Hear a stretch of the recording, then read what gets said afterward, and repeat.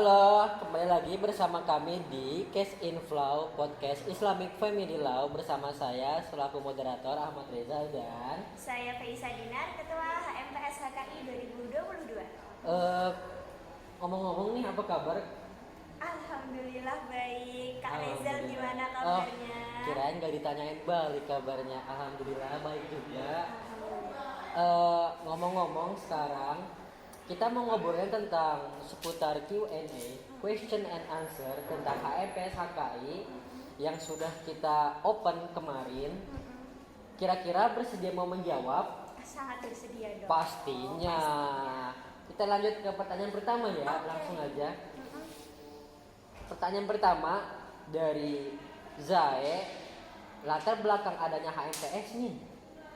Tentang historis. Latar belakang ya berarti. Sejarahnya. Oke, mungkin kalau kita berbicara tentang latar belakang itu berarti sejarah ya. Sejarah HMPS itu mungkin kurang lebih sama aja kayak sejarahnya HKI. Sejarahnya kayak apa juga? Nah, jadi gini. Dulu sebelum dinamakan Hukum Keluarga Islam, HKI ini punya beberapa nama. Wah, apa aja tuh namanya, Kak? Jadi nama yang pertama itu namanya Kode. Nah, itu di tahun 60-an gitu. Nah, kemudian di tahun 74 itu dinamakan Ahwal Syakhsiyah. Ahwal Asasiyah. Betul. Kemudian di tahun 2002 itu masih bernama Ahwal Asasiyah. Terus tahun 2016 kita berubah nama menjadi Hukum Keluarga Islam. Jadi gitu. Okay. Nah, dari nama kita Ahwal Asasiyah itu HMS tidak ada. Jadi mahasiswa-mahasiswa yang menghimpun program studi Hukum Keluarga Islam ini dinamakan HMPS. Seperti itu. Jadi seperti itu teman-teman. Jadi hukum keluarga Islam itu berawal dari kodo, kemudian berubah menjadi ahwalul asyasiyah, kemudian masih sama kembali ahwal asyasiyah, tetapi di dalam kurungnya terdapat istilah bahasa Indonesianya yaitu hukum keluarga Islam. Dan HMPS merupakan himpunan dari anak-anak yang berasal dari program studi hukum keluarga Islam. Kita lanjut nih, Kak. Untuk pertanyaan yang kedua, Kak, buku atau kitab yang dipelajari di prodi ini, misal Faraid atau Falak atau something, maksudnya apa ya? Gitu. Oke, jadi gini. Sebelumnya teman-teman mungkin berpikir bahwa hukum keluarga itu terlalu khusus hanya untuk keluarga gitu ya. Okay. Padahal enggak loh. Gitu. Nah, itu. jadi di mata kuliah kita nanti itu ada yang namanya hukum perdata, ada yang namanya hukum pidana, ada yang namanya hukum acara. Nah, itu buku-buku yang wajib untuk teman-teman pelajari kayak gitu. Untuk tambahan-tambahannya seperti ada KUHP kayak gitu, terus KUHAP, terus buku-buku falak. Tapi bukan falak hantu. Terus untuk kitab-kitabnya pasti kitab fikih, ya kan. Terus tafsir. Boleh tafsir bahasa apa aja deh boleh. Tafsir mimpi gak tuh? Aduh, enggak dong. Gitu. Oke, mungkin seperti itu. Jadi teman-teman sekalian, di HMPS atau kita selaku mahasiswa prodi hukum keluarga Islam, kita tidak hanya mempelajari kitab undang-undang atau semua yang merujuk kepada hukum, tetapi kita juga mempelajari kitab-kitab klasik, kitab-kitab fikih, kitab-kitab kuning, seperti itu teman-teman. Betul. Kita lanjut ke the next question. Oke. Untuk pertanyaan yang keempat, caranya biar jadi mahasiswa yang rajin gimana tuh, Kak? Siapa ini yang nanya? Nah, yang penanyanya yaitu Zul.Hak. Zulhak ya. Oke. Sebenarnya rajin itu relatif ya. Jadi kadang ada yang mengatakan yang penting kamu berangkat kuliah, masuk kelas, absen, itu namanya udah rajin. sudah rajin. Nah, ada lagi yang kamu harus mengerjakan tugas tepat waktu, jangan sampai kelewatan deadline, Wow. ya kan? Itu baru yang namanya rajin kayak gitu. Yang pasti kewajibannya dan haknya itu terpenuhi, itu udah rajin. Jadi seperti itu ya kak. Oh ya. Oke, untuk pertanyaan selanjutnya nih kak. Kak minta tips ketika nggak bisa kerjain tugas, apalagi nggak paham materinya. Aduh, nggak bisa ngerjain tugas ya. Hmm. Kayaknya susah ya. Susah. Kayaknya itu nggak ada mahasiswa yang nggak bisa ngerjain tugas. Wow, gimana tuh? Wah, tipsnya apa nih? Kalau menurut kakak sendiri ya, gitu. Tugas-tugas itu sebenarnya selalu bisa dikerjakan sih, gitu. Tergantung kita tuh mau usaha apa nggak ngerjain itu, kayak gitu. Apalagi kalau tipe-tipe gini ya teman-teman maba, di bangku perkuliahan dan di bangku SMA itu adalah satu hal yang berbeda. Di bangku SMA kita masih bisa nih curi-curi di kelas ya kan, waktu Betul pagi sekali. baru ngerjain PR Betul ya kan. sekali. Kalau udah di kampus udah nggak bisa kayak gitu. Jadi tugas-tugas pun beda kayak gitu. Tugas kuliah dan tugas di sekolah itu beda. Jadi tugas kuliah itu biasanya kita paper ya kan. Betul, PR. Makalah kayak gitu kan. Kita juga di kuliah itu lebih ke iya benar ada makalah, ada esai seperti itu. Jadi teman-teman, di kuliah itu kita sudah tidak lagi mengalami masa-masa SMA, SMP dan lain sebagainya.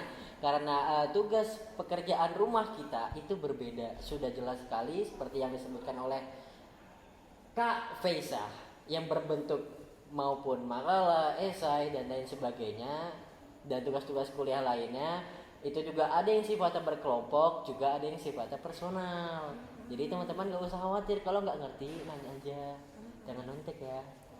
Terus kalau materi yang nggak paham ya kak, tadi ada yang nanya materi yang nggak paham. Jadi gini, nanti di awal perkuliahan kita itu kan ada yang namanya RPS. Oh, RPS. Tahu kan Apa tuh Kak? RPS? RPS, Rencana Pembelajaran Studi. Iya betul. Nah, RPS itu sudah ada list gitu ya, bahasa enaknya list gitu. Materi apa aja sih yang akan kita pelajari satu semester ke depan. Wow. Nah, itu yang menjadi patokan kita untuk belajar. Jadi nanti ketika di kelas udah nggak ada lagi tuh, aduh aku belum belajar, aduh hari ini apa ya materinya gitu. Karena udah ada RPS gitu. Jadi sebelum hari itu, sebelum kita masuk kuliah malamnya bisa mempersiapkan supaya kita nggak ketinggalan materi. Jadi gitu teman-teman. Di Uinsuka itu ada RPS sebelum masuk semester, karena di RPS tersebut itu ada pelajaran-pelajaran setiap minggunya yang selalu berubah yang kita dapat pelajari ketika sebelum masuk kelas. Seperti itu. Lanjut nih Kak. Iya, monggo. Pertanyaan selanjutnya, apa yang jadi proker utama dari HMPS HKI? Apa ya Kak? Oke, untuk proker HMPS sendiri nih ya, kita punya satu proker tahunan. Proker itu diadakan di akhir kepengurusan. Oh, apa Nah, itu? itu namanya Islamic Family Law Project. Islamic Family Law Project. Singkatannya apa tuh Kak? Islamic Family Law Project singkatannya IFLAW IFLAW Project. Project. Nah, itu kegiatan tahun menahun ya di akhir kepengurusan, dan itu merupakan kegiatan yang berisi perlombaan kayak gitu. Nah, jadi teman-teman maba bisa banget nanti ketika ada IFLAW teman-teman mendaftarkan diri untuk ikut gitu. Dan yang pasti ribetnya banyak banget sih. Pastinya. Apalagi sekarang seru banget kan Kak, offline lagi. Betul. Selama ini pandemi kita online terus ini 2022 kita offline. Wah, mantap. Siapa tahu bisa ketemu. Bisa ketemu. Oke. Lanjut ke pertanyaan selanjutnya. Lulusan HKI itu bisa jadi apa aja Kak? Wah, nanyain prospek nih. Prospek nih. Wah, Jangan Kasih tahu main-main gak tuh? ini, kasih paham. Kasih paham. Jadi ini teman-teman, prospek kerja HKI itu tidak sesempit itu. Tidak sesempit. Luasnya semana gitu? Seluas itulah. Jadi gini, prospek kerja kita yang pasti itu adalah praktisi hukum, Praktisi hukum, ada advokat, ada advokat, pengacara, ada pengacara, teman-teman pasti ada cita-cita jadi hakim. ada hakim, Kayak gitu. Ada juga jadi penyuluh Penyuluh. keluarga. Nah, gimana tuh? Ada juga yang jadi notaris. notaris, Bisa juga teman-teman kerja di PA, PN. PA, PN. PA, PN apa? Pengadilan Agama dan Pengadilan Negeri. Hore. Gitu. Jadi prospek kerjanya tuh luas banget. banget ya. Iya. Di KUA juga bisa. Itu lebih khusus lagi untuk anak-anak HKI. Betul banget. Gitu. Jadi teman-teman gak usah khawatir ketika masuk prodi ini, karena prodi ini mencakup lingkup pekerjaan yang luas. Gak cuma di instansi tertentu seperti KUA, tetapi kita bisa juga ke PA, Pengadilan Agama, Pengadilan Negeri, dan lain sebagainya. Atau yang mau jadi orang yang ahli agama di daerahnya atau di desa-desanya ya bisa Bisa juga. banget. Bisa banget. Lanjut gak nih kak? Lanjut dong. Lanjut. Pertanyaan selanjutnya, perbedaan DEMA, SEMA, dan HMPS itu apa kak? Oke, apa perbedaan SEMA, DEMA, dan HMPS gitu ya?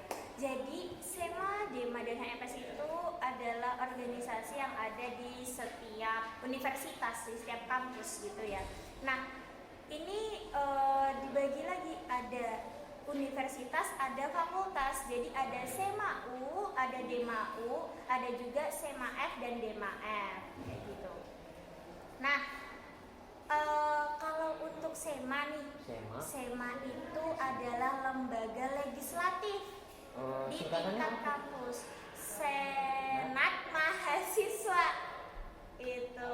Nah, kita berbicara di lingkup fakultas ya. Jadi di lingkup fakultas itu ada namanya SEMA F. SEMA F itu tugasnya adalah menampung aspirasi mahasiswa yang akan disampaikan ke lembaga kampus tertinggi seperti birokrat. Nah, terus DEMA. DEMA itu adalah Dewan Eksekutif Mahasiswa, seperti namanya, dia adalah lembaga eksekutif. Seperti itu. Ini lembaga eksekutif, satunya lagi ada lembaga eksekutif lagi, yaitu HMPS. Tapi itu lingkupnya di jurusan, di prodi, seperti itu. Nah, jadi DEMA dan HMPS ini adalah sama-sama lembaga eksekutif yang ada di fakultas, seperti itu. Yang mana kegiatannya tentu banyak banget. Kegiatan-kegiatan yang nantinya akan melibatkan mahasiswa baru juga. Pastinya. Ya kan? Nah, jadi tunggu aja kegiatan-kegiatan dari DEMA dan HMPS. Oke, lanjut kak ke pertanyaan selanjutnya. Untuk menjadi pengurus HMPS HKI ada seleksinya juga kak?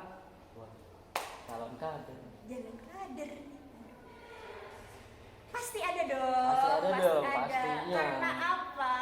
Anak-anak HMPS itu adalah anak-anak pilihan. Ya kan? Jadi anak-anak HMPS itu anak-anak yang terpilih, yang pasti udah gini banget. Terseleksi abis. Nah, jadi kita mengadakan open recruitment yang nanti ada syarat-syaratnya dan nanti akan diseleksi seperti itu. Baru nanti akan dikukuhkan menjadi pengurus HMPS seperti itu. Kita lanjut ke pertanyaannya. Kapan penerima kepengurusan diadakan? Oh, berarti ini ada kesinambungannya ya Iya. sama pertanyaan yang tadi. Jangan janjian nih. Iya, janjian nih. Jadi setelah tadi syarat-syaratnya ya, kapan sih gitu penerimaan kepengurusan HMPS gitu? Jadi biasanya penerimaan